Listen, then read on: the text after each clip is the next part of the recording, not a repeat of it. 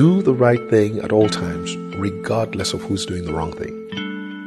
You know, one evening, on a Sunday evening, I was driving down the streets of Lagos and I approached a traffic light. There wasn't much traffic going on that day. In fact, there really was no other car crossing past the light. And so I stopped at the right light because it was a red light.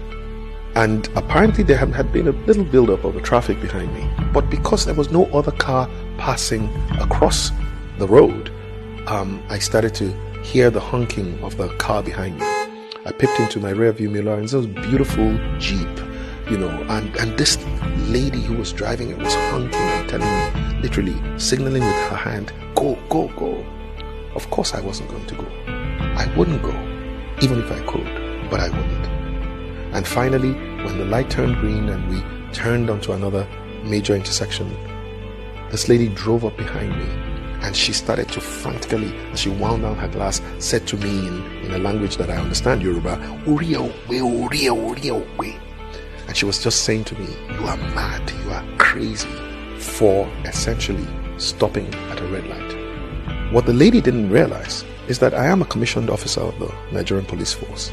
And literally, it's unlikely that anybody would have arrested me as a policeman simply because maybe I went past the light. But I would not go past that red light, not because I'm scared of being arrested, but for the very simple reason that, number one, I fear God. Number two, I love Nigeria and I love the people of this nation. Number three, this is the most important one, I do have a respect for the law. That respect for the law is a respect that I have chosen to give the law because of my values.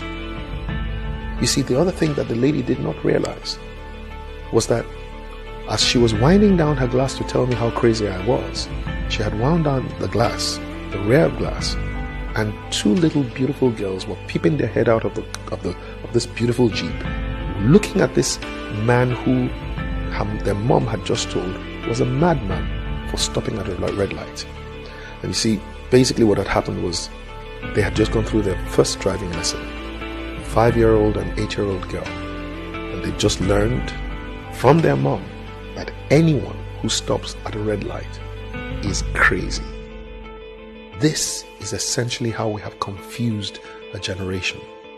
And I'm sure you know that there was a time when there was a generation that knew what was right from wrong and chose to do what was right. And somehow they passed on the wrong signal to the next generation. Once that generation got confused, they started to look at what was right and look at what was wrong and called what was wrong all right. You know, the word all right comes from two words, altered right. It used to be wrong, but somehow now it's altered right. It's all right. But guess what?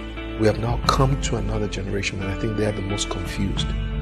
This is the generation that begins to think that what is wrong is right and what is right is wrong. And so we have to go to a place where we restore not only our values, but we put it back, the right values, into the consciousness of our people. And the only way we can do so is each of us, especially you and I, choosing to be the ABCD of our values. In other words, first we have to be the advocates of our values. We have to be the proponents of these values. We have to go out and literally on behalf of the values tell people what we stand for. My great mentor, Dr. Christopher Kolade, said, it's not enough for you to stand for what is right. You must let people know what you stand for. But then, apart from being an advocate, we have to become believers and behavers of our values. In other words, don't just say what you believe, behave in accordance with your beliefs. And then there is C, be a champion for your values. Choose to make and convince other people what it is that you stand for. And the last one, be a defender for your values. You know, you have to defend your values. Every time your values are violated, stand up for your values. You're standing on a queue and somebody else wants to go past that queue, say something. Don't just say Nigerians. No, say something.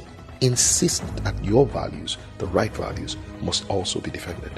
And this is how we will put the right values back into the consciousness of our nation.